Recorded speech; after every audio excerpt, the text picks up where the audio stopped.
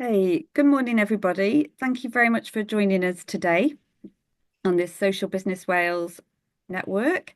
So we have these meetings regularly, every sort of month to 6 weeks, to try and welcome everybody to the sector and give you a place really to connect. So this is for social businesses, social enterprises, co-ops, community-owned businesses, every type of business within the umbrella of social businesses. We welcome you, and any small business as well that are here today. You're very welcome to join us and share this learning for us.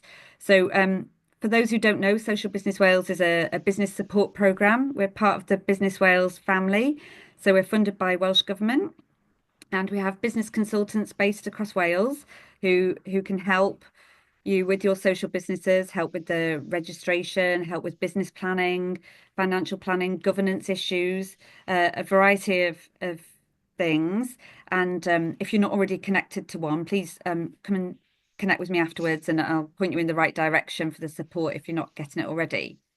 Um, so I don't know if any of you on the call today want to pop in the chat a quick hello, explain what your enterprise does. It might be really helpful for the others to know who's here. So you're welcome to pop hello in. I think my colleague Tricia has popped a message in there saying hello.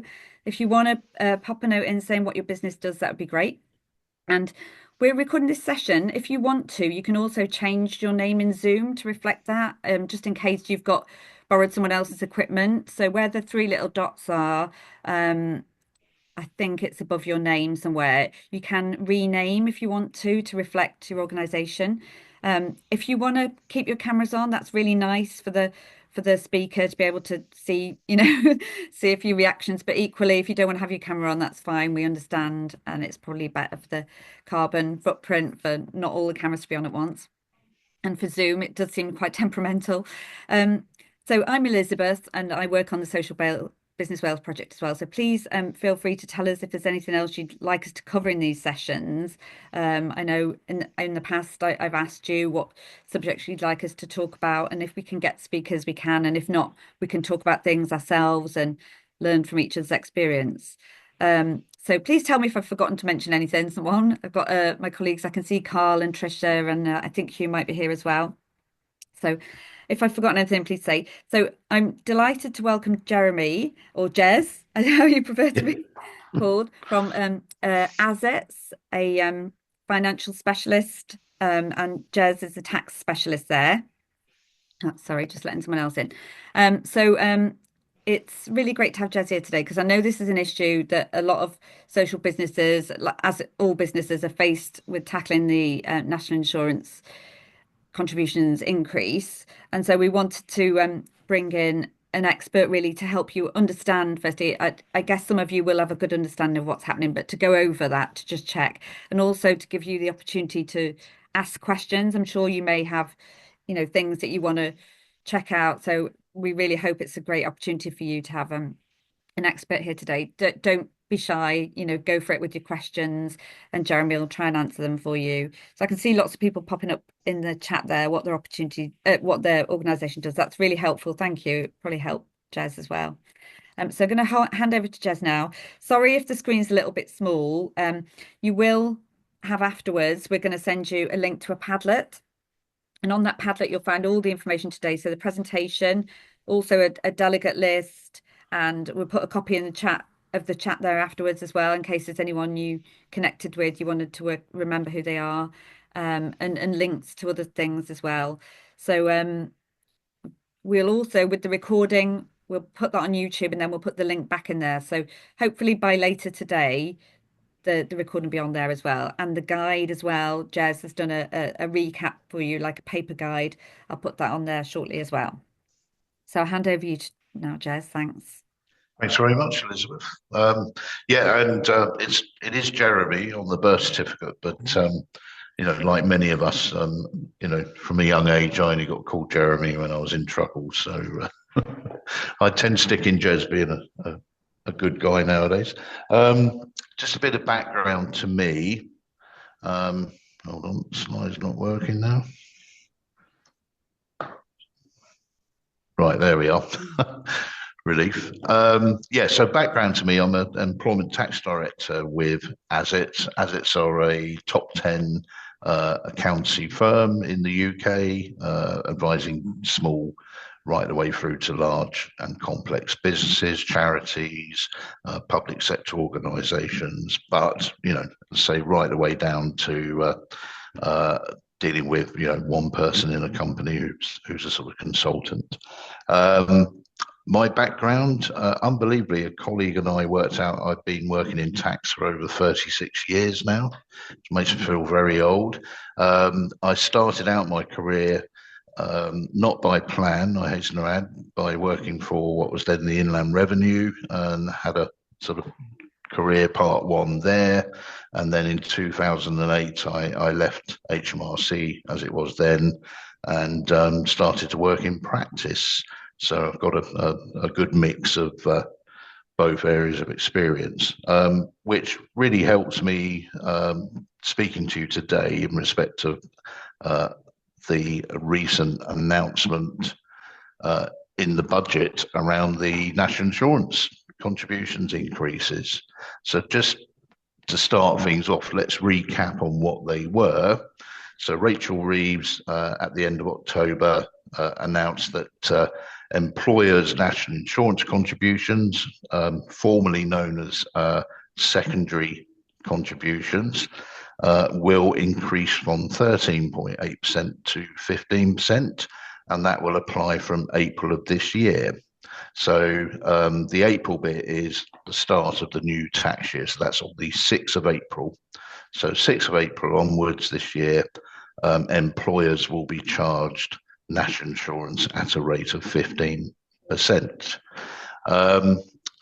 To sort of make that a double whammy, that awful term, she also announced that the secondary threshold, so the threshold is the point of pay to your employees at which an employer starts to pay national insurance, will be reduced from the current rate of £9,100 per year to £5,000. So in theory, every employee that you're paying in excess of £5,000 in the next tax year, commencing on the 6th of April, you will be paying national insurance on. However, there is one chink of light to that, and that is another announcement from Rachel Reeves, which was an increase in something we call the employment allowance.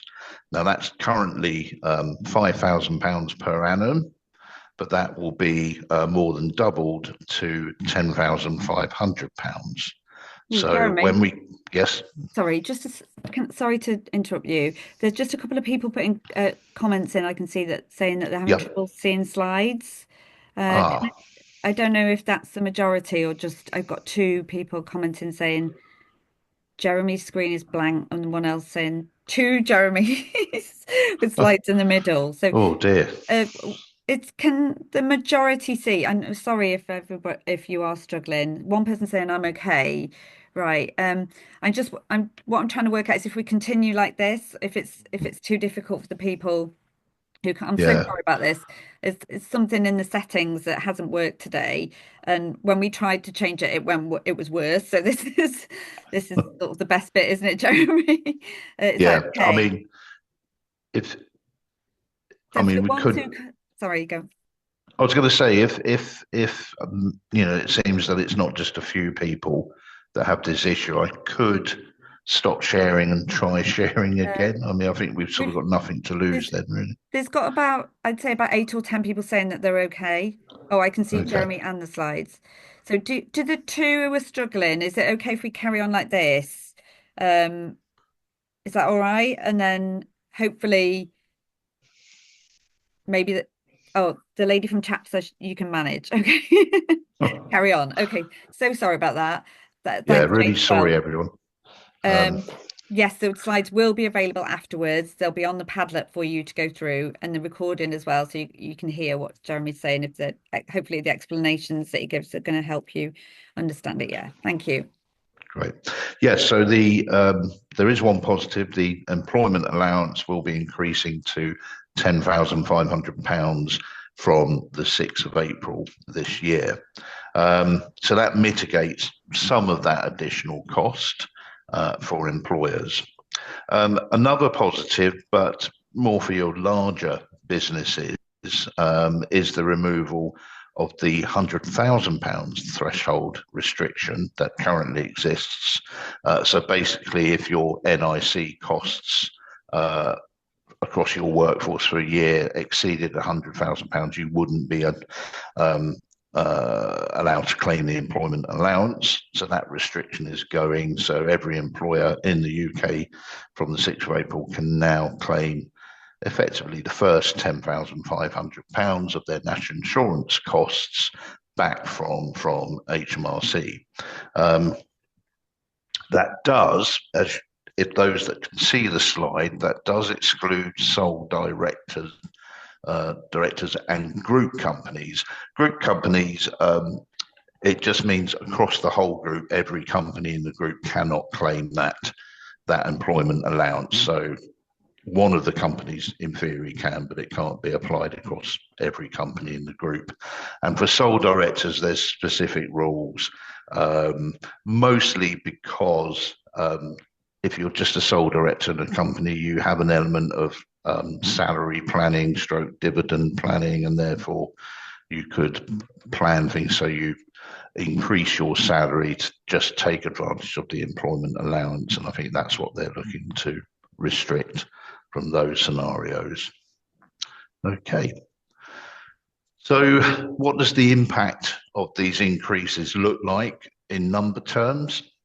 Well, the top line here, and again, apologies if you can't see this slide, but the slide shows that there's an additional £615 per worker just resulting, and that's annually, by the way, but that's arising just simply from the reduction in the secondary threshold.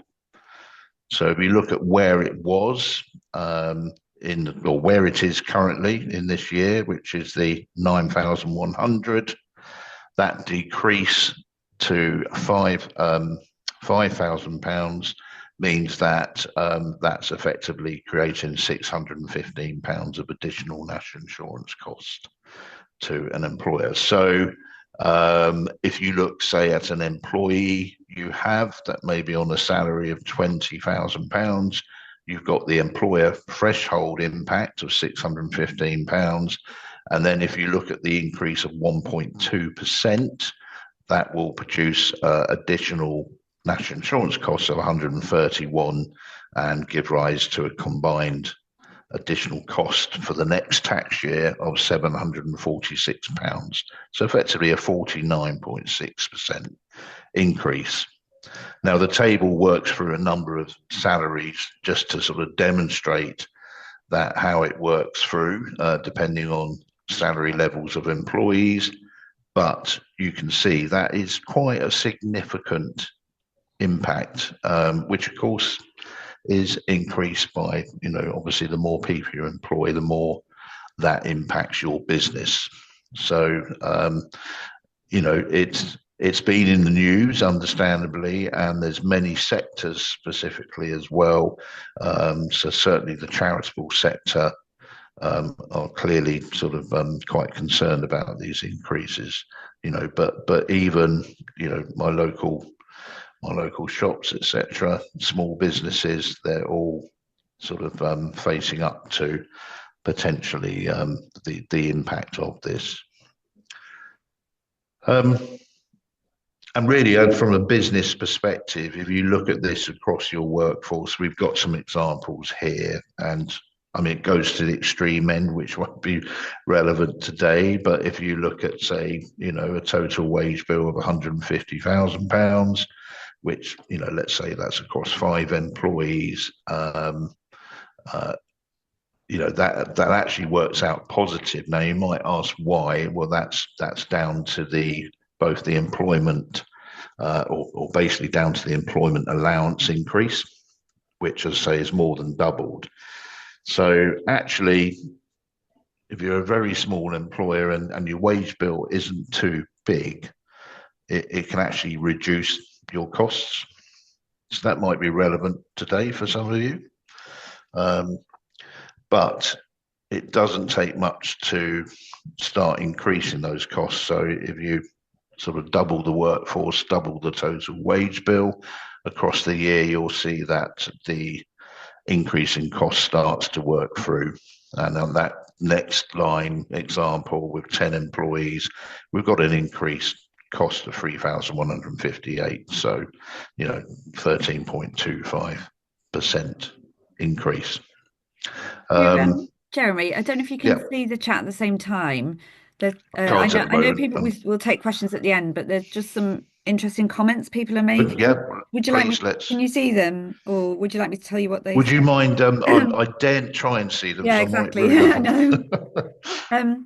know. I think there was an earlier comment.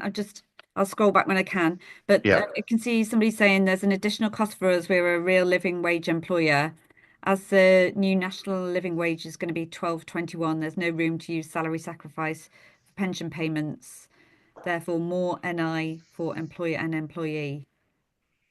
Yeah, and later on, I'll cover off both national minimum wage and some possible mitigations, which includes salary sacrifice. Yeah, But yeah, you're absolutely right. If your employee's entry, pay level is on that national minimum wage rate, or indeed, an agreed national living or real living wage, then any reduction by way of salary sacrifice uh, is not adjusted in terms of national minimum wage. Therefore, you would take them below those rates.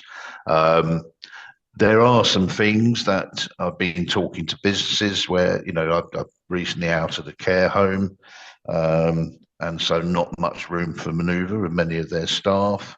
But we did look at things like for example, they do pay a bonus if they can annually. So there are some things where, again, it's unlikely, but you can give them the opportunity to give up all or part of the bonus into their pension in exchange for the pension. And also the national insurance savings as employers that you make, you can actually, if we're looking at the 15% rate, could you look at perhaps only looking to save 10% of that 15% and use the other 5% to perhaps try and do something with salaries, etc., to give them the opportunity to sacrifice. But it is it is quite difficult. And I suppose looking at this table and this first line example where it's actually reduced cost, if you're a very small employer, then I think because of the increase in the employment allowance, you're likely to effectively mitigate the impact of the increase to the rate of national insurance on the back of the and the reduction in the threshold on the back of the employment allowance. But the moment you're sort of breaching that 150, then that's where you're going to be sort of on that cusp, and it really comes down to what you can do. And if you're most of your workforce on that real living wage or national minimum wage, then your options are limited, unfortunately. yeah. And there's another couple of comments there about the 5,000, the extra 5,000 being sort of comical compared to the extra costs, and then somebody else talking about the 5,000 or the now 9,100 was introduced to cover the cost of employees' SSP, which the state no longer funds. It's only a benefit if staff remain well. So I think that's more of a Yes, comment than yeah, a question. and they're very good and valid comments. And yeah, it's I don't want to sort of politically comment, but there's elements of this that are quite rough and ready, and you might argue are not fully thought through in terms of some wider impacts. And the SSP is a very good example of that. You're no longer funded for that. So absolutely, my bottom or my top line example there, that would be a case where if those 5 employees, there was significant sickness during the course of the year, then you'd soon eat into that reduction in cost. Okay. Yeah. Right. So yeah, I mean, happy to take further questions. But just to reiterate, I can't see them coming in, and I don't want to risk ruining And that's losing the fine. slides altogether. So I'll rely on Elizabeth as we go along Yeah, for that. and in the meantime, my my mouse is frozen. Sorry. So if Carl, if I think you've managed to share some of the slides again, Jeremy, for people so they can see them a bit bigger, and we've put the link to the Padlet in there, so people, if they want to see them while you're talking, they could look at your presentation from the Padlet Great. and listen to you. But if can you see any further questions, Carl? Sorry, I can't scroll down at the moment. It's going well, isn't it? No, no, I think you've captured them all there, George. Thanks. Brilliant. Thank you. Okay, so moving on effectively to what mitigations employers could consider.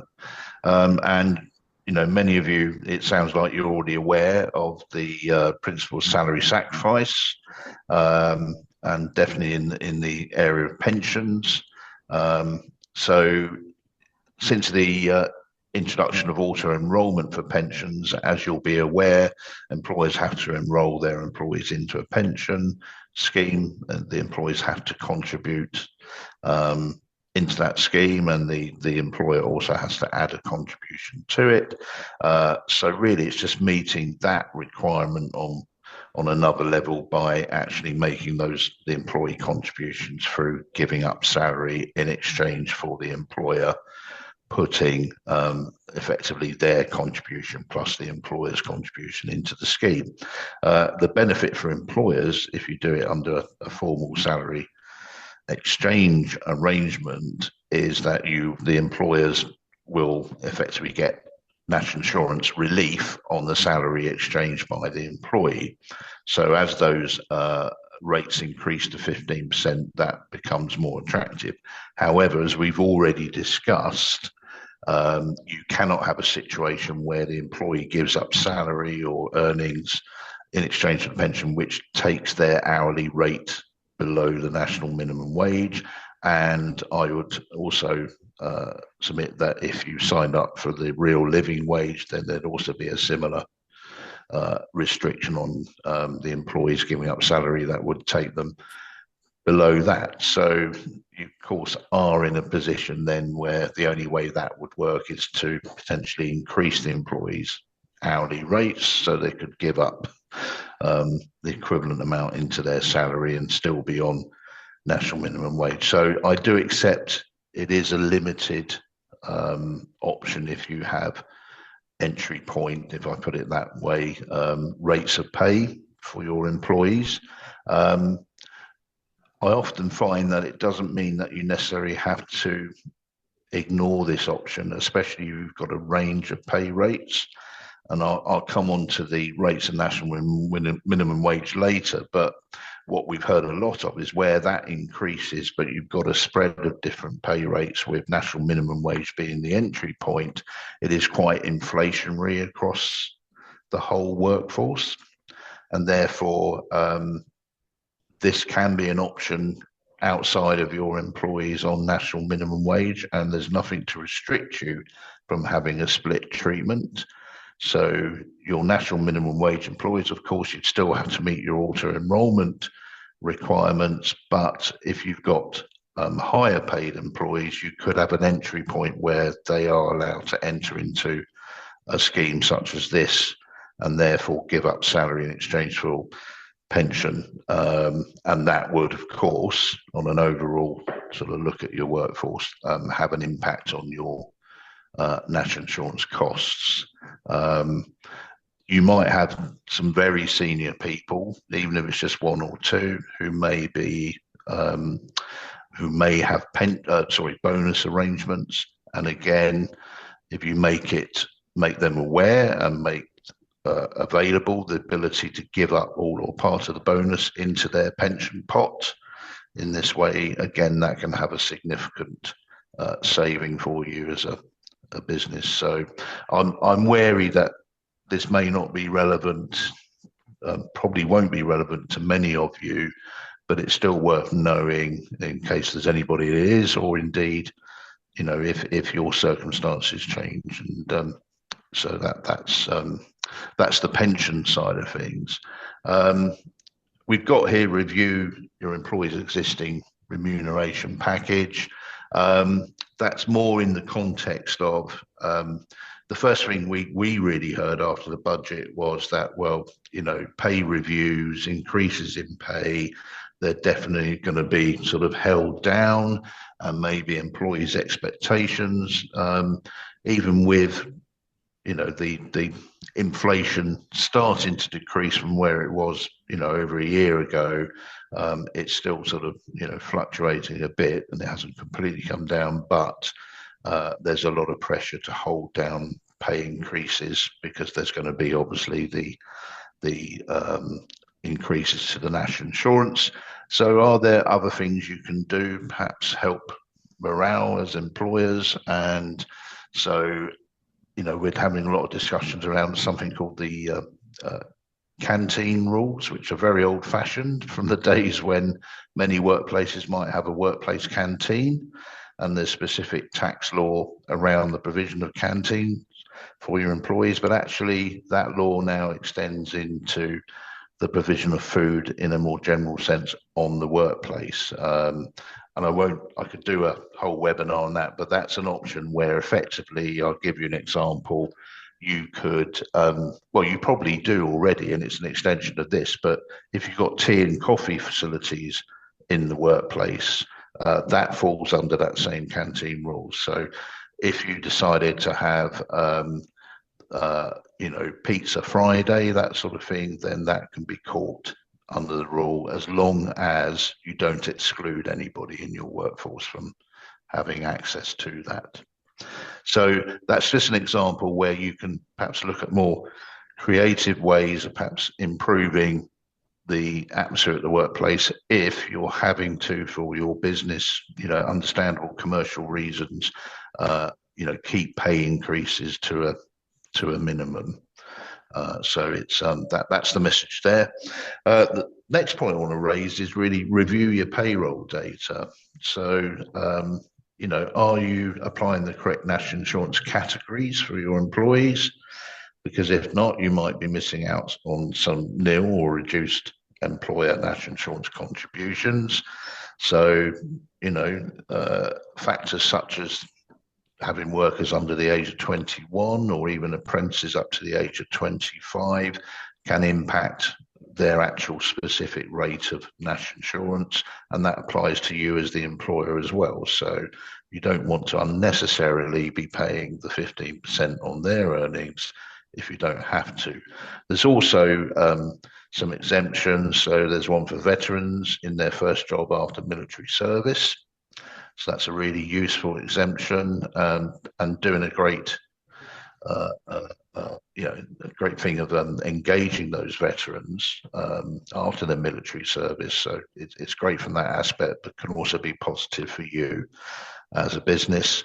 And then you've got investment free port zones. There are some national insurance exemptions around businesses sitting in those free port investment zones. And then just a reminder, I'm sure you won't forget, but believe it or not, we do come across occasionally where it hasn't been claimed. Make sure you do claim the employment allowance. And the reason we say claim is because you do effectively claim it through your payroll. So when you work through your payments to your employees, and it calculates your employer's national insurance, if you qualify for the employment allowance, you basically, rather than pay over the calculated national insurance, you keep hold of it until you reach that 10,500 from April. So at the start of the tax year, effectively, you won't be paying any employer's national insurance until that point where you have used up the employer's allowance. Okay. So Jane has just asked if we can confirm where the enterprise or free port zones are in Wales.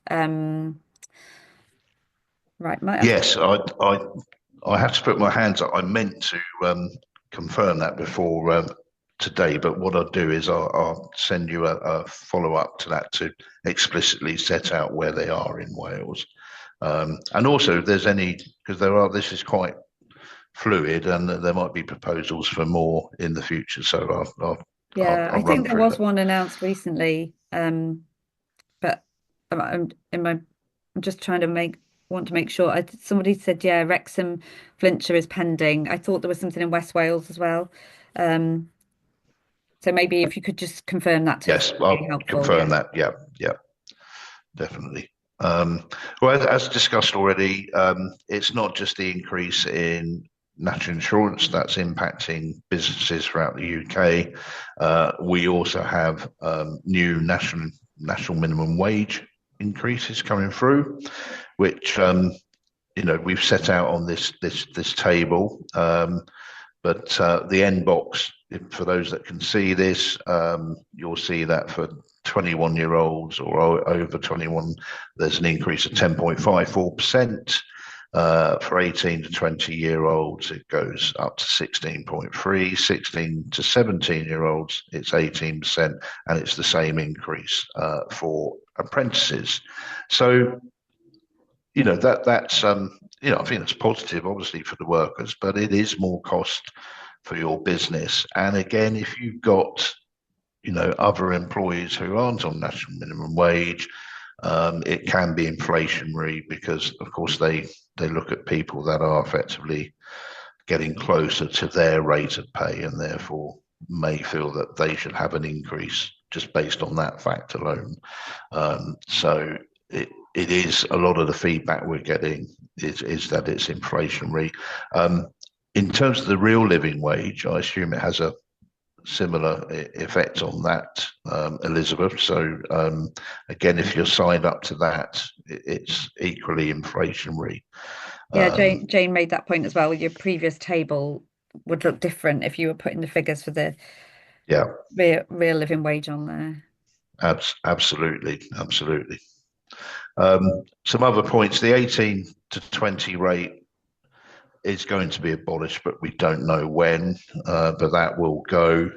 So again, that will impact these numbers. And as I say, there will be a clear impact on pay differentials, and even potentially recruiting and retaining your staff as well. I know certainly in the care sector, I'm sorry to pick on them, but it's the most recent meeting I had last week, and it was a really interesting one because despite it sort of a lot of staff being on quite low pay, it is equally competitive. And the business I was at was not sort of one of these large sort of multiple site corporate sort of care providers. They are much smaller than that, and they pride themselves on having quite a few employees that have been with them a long time, but they're getting increasing pressure from the large corporates being able to increase that hourly rate, where they're finding it very hard to compete with that.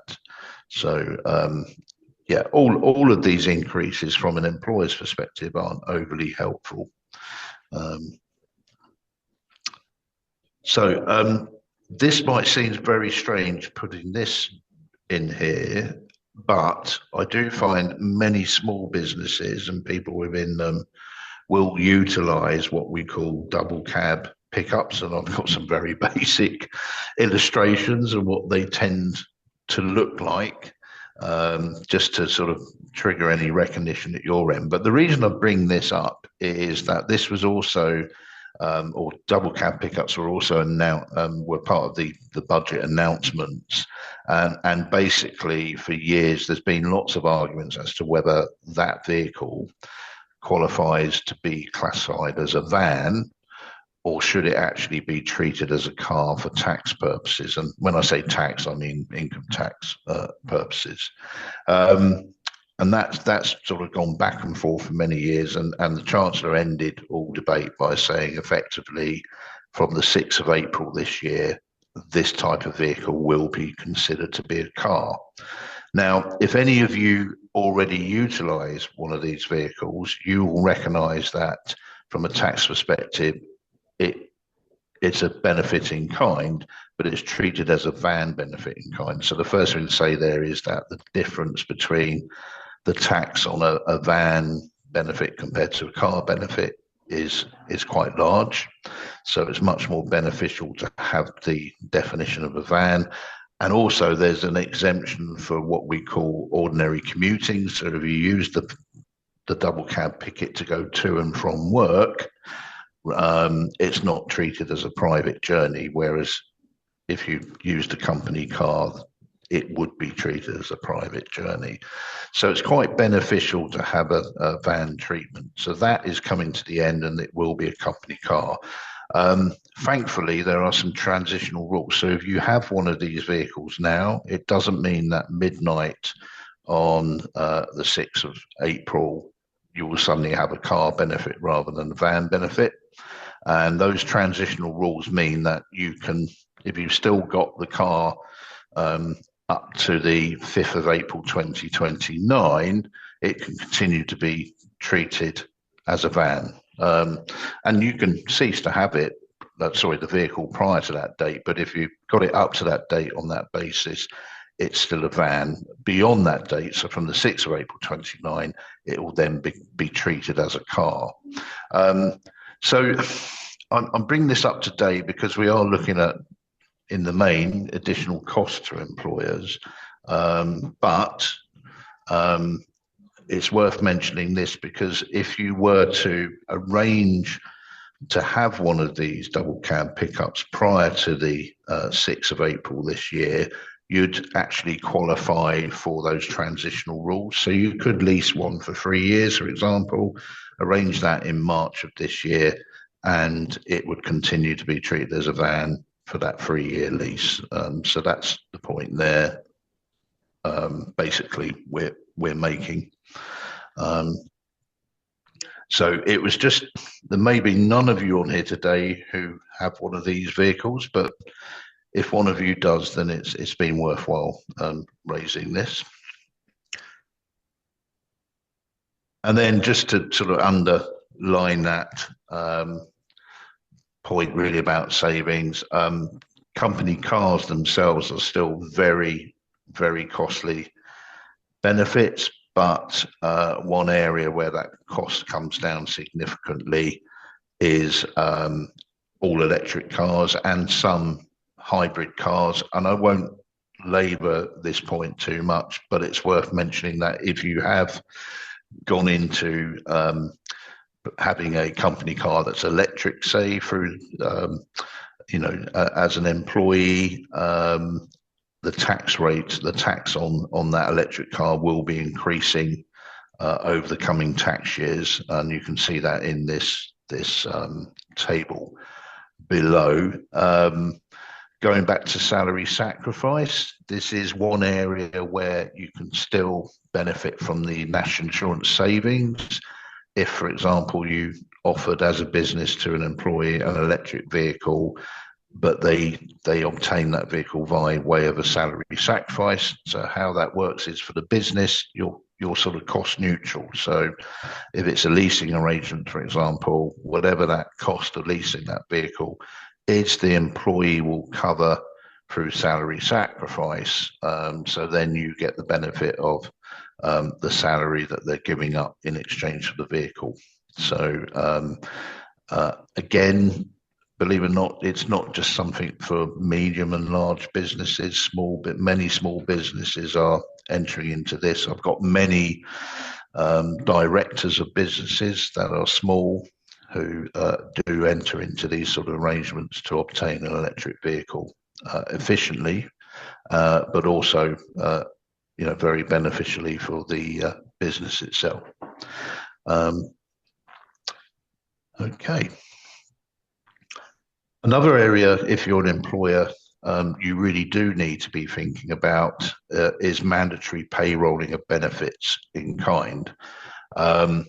And I'd say this, even if currently you provide no benefits to your employees, there's always a chance you might even inadvertently be in a position where you provided a benefit and therefore it needs to be reported. So the key message is that from the 6th of April 2026, so just over a year away, you will need to report those benefits through your payroll. There will no longer be the form, which I think most of us have heard about, even if we've never had one ourselves, the form P11D, they will no longer exist for the majority of benefits.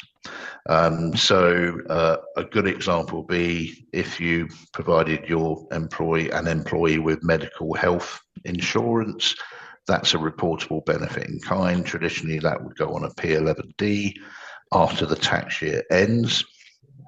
It needs to be with HMRC by the 6th of April following the end of the tax year.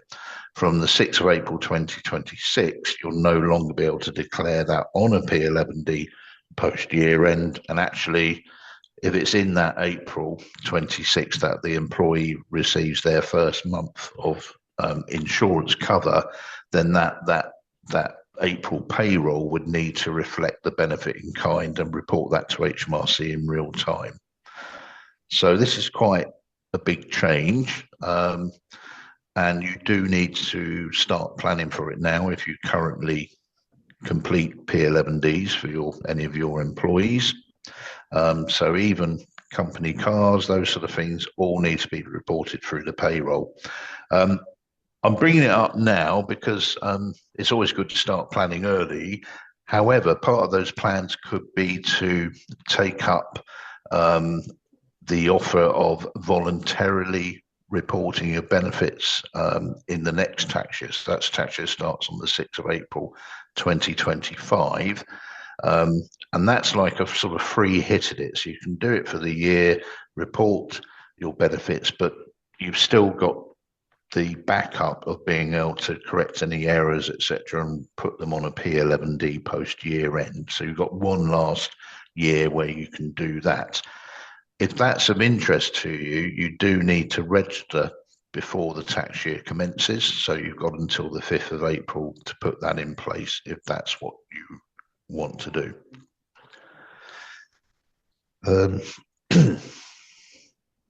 Okay, so that's effectively me done. Have we got any more questions that were raised? Right, so there's a comment about the EVs. Yeah. That the EVs available through the special SS schemes can work out more expensive, thus offsetting any tax savings. It's more of a comment. You wanted to mention? Yeah, it's a valid comment, and it's sort of horses for courses for both. I mean, from the business perspective, you can be cost neutral, so that's less of an issue. Of course, but then if the employee can source outside of a employer provided scheme an electric vehicle and get it cheaper, then that will make sense. But the largest take up of electric vehicles are through these schemes throughout the UK, and I'm talking from personal experience, they do sort of work at the moment. That will probably change in a few years, I'm told, when because batteries are getting better, the second-hand market will become more viable for ordinary consumers. But I've advised many businesses in the last 2 years on obtaining electric vehicles, and from the business perspective, if it's what the employee wants and they're willing to sacrifice the appropriate salary in exchange for the vehicle, it certainly works for the business, is what I'd underline. And with that national insurance increase that we started out discussing at the start of the webinar, that's definitely something that I would at least look into as a business. Might take me 5 minutes to realise it's not viable. Maybe just the nature of my workforce, the type of business I am. That's fine, because we still got things like the national minimum wage and real living wage to consider. But if there is an element of it could work for some of your employees, then it's certainly something to consider, because to coin a phrase from a supermarket, I think every little helps in this scenario, in this new environment, and therefore you've literally got to try and look at every cost saving you can around the, obviously on the wider business front, but certainly around the tax and national insurance front. These are the options that exist, really, so they're worth considering. Okay, thanks. I don't know if you want me to just go back to the last. Sorry, I'm still struggling with my mouse, but there was a message there about the free ports.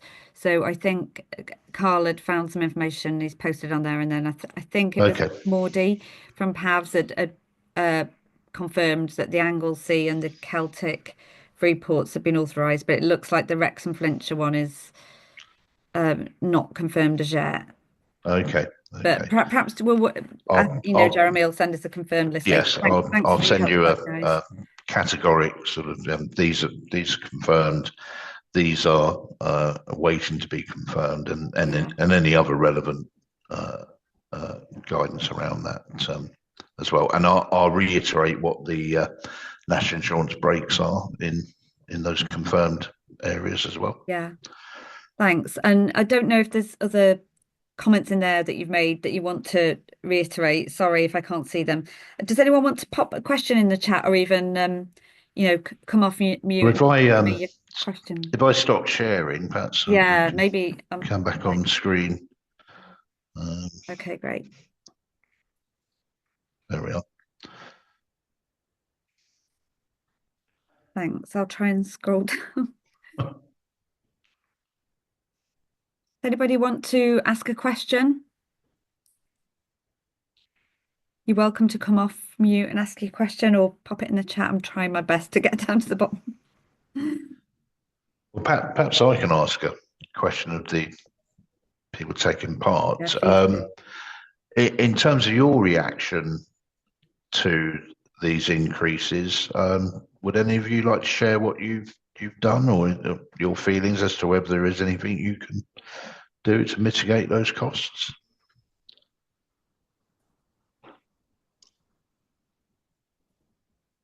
Possibly not.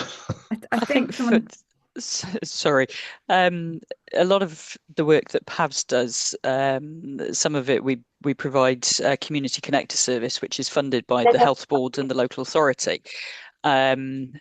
Where we're a little bit unclear is whether some of those statutory bodies are getting some kind of additional funding or whatever to cope with the costs, and then can they be passing that on to us? So we're needing to have these conversations around, well, it's all well and good saying you're allowing for a 4% salary increase, but what about the NIC costs that we're going to pick up? So that's a really good point. And what I'm hearing, it's a mix. So I think there's some help, if I just put it generally, in NHS public sector organisations. But certainly no help in the charitable sector, I'm hearing, and not across the board in the public sector. So my old employer, HMRC, will not be getting any help. They've got to factor these costs into their planning, despite announcements on increasing the resources in that department going forward and recruiting more people. So it's basically a bit of a mix is what I'm hearing. But the second part of your question, whether they pass that on to organisations such as yourself, I couldn't give a call on that, but I suspect probably not. Well, depending on how, if it means that your association, if you're struggling to the extent where that connection could be at threat, then maybe that's a conversation to have.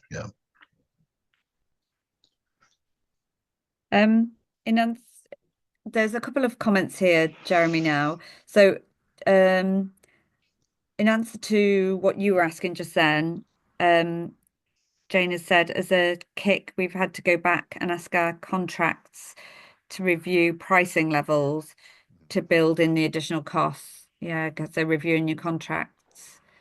Yeah, and that's another. And I didn't really go there, but of course I did mention inflation in the economy, and certainly just on a general sense, that cost will need to work through somewhere. So yeah, prices will increase, and if you've got contracts with other organisation, you may well be looking to revisit those, and that's certainly an option for you to try and mitigate as well. And then there was a question here. So this is about EA. So is there definitely no movement in EA being claimed in more than one company? We are a charity with a trading arm, so claim in the trading arm currently. Yeah, that's absolutely right. That you can only continue to do that, so you couldn't extend it beyond the trading arm, unfortunately. So yeah, that's a very strict and quite clear instruction. Yeah. Okay, thanks. And then somebody, again, I think this is a comment, is just about how, thinking that how the government thinks this won't lead to job losses is beyond me. There's frustration there, obviously. And then another comment, usually inflation clauses are based upon CPI, but this just doesn't, sorry, I can't read the rest of it. Something in the way, cut it something for the year. I think cut it out. Sorry, I can't quite read that one. I think I follow that. Normally, the announced inflation rates are based on CPI, but I think this will factor into overall inflation, probably more in a spike sense.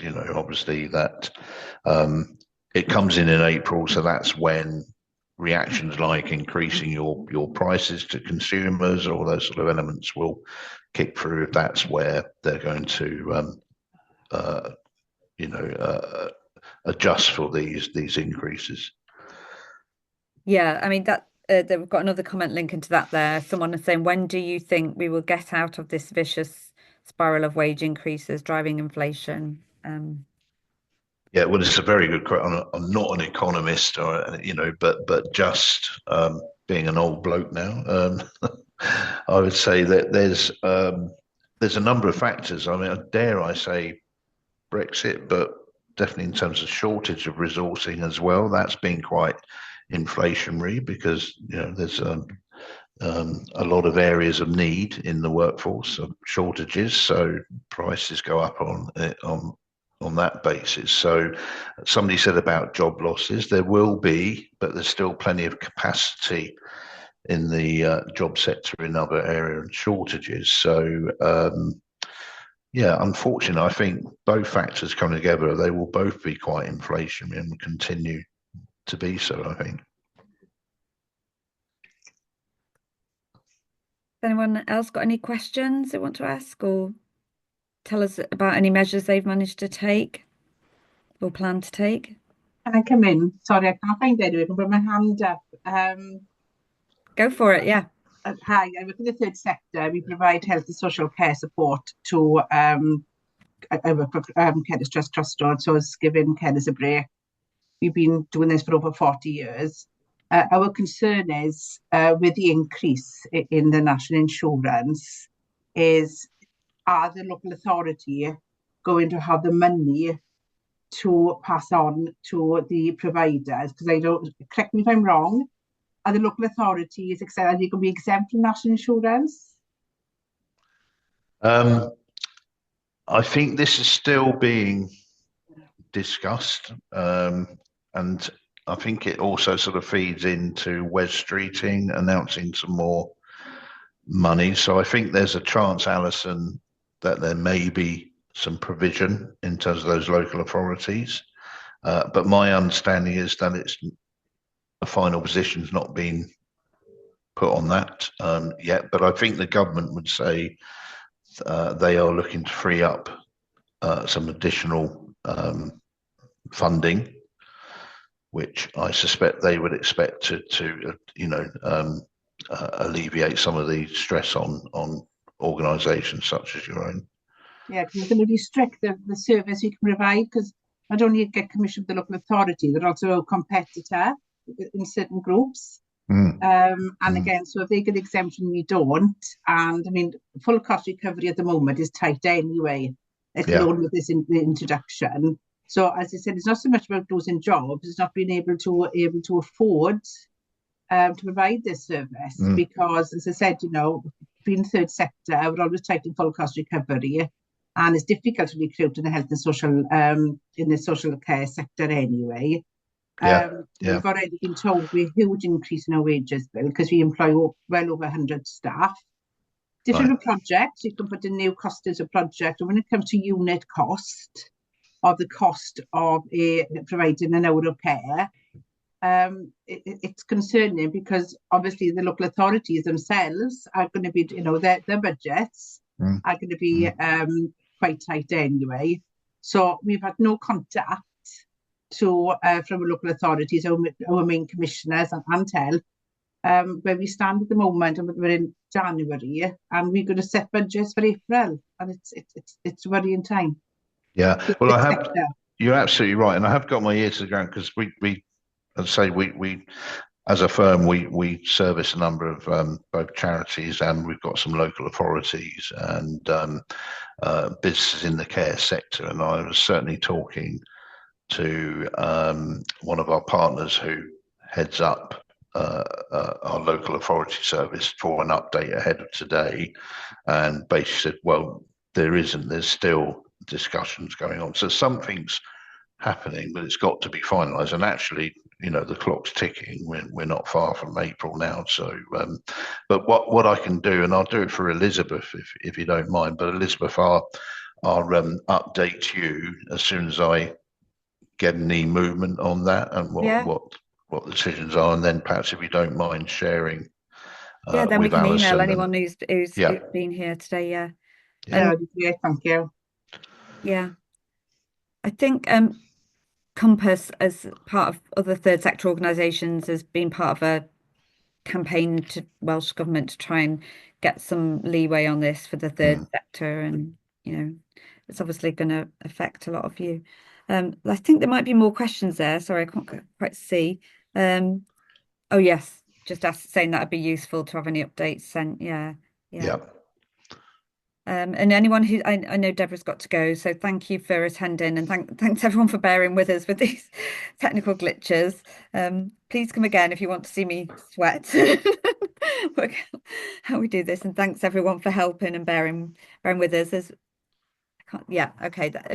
If you want to stay on and ask Jeremy questions, we have got time now. If anybody, yes, please do around, and if you've got anything particular to your organisation you want to ask, please go ahead.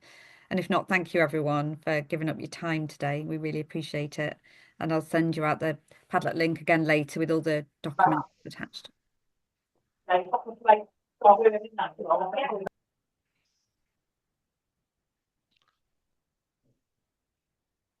you go. That's a nice comment there, Jeremy. Someone's saying that it's given them the confidence to think they're on the right track. Oh, good. That's reassuring. Again, Elizabeth, if anybody thinks of something, after this, by all means, reach out to me. Yeah, you don't mind answering anything. Are you able to see the chat, Jeremy? I would just wonder if you could pop your details on there. Sure. I want them to come through me. Is that better? I can. Well, the slides themselves have my email address on. Oh yeah.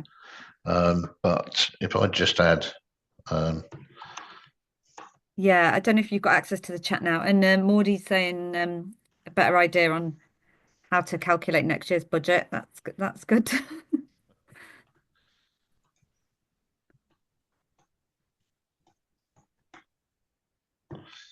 I'll put my email address on the chat as well. Thank you.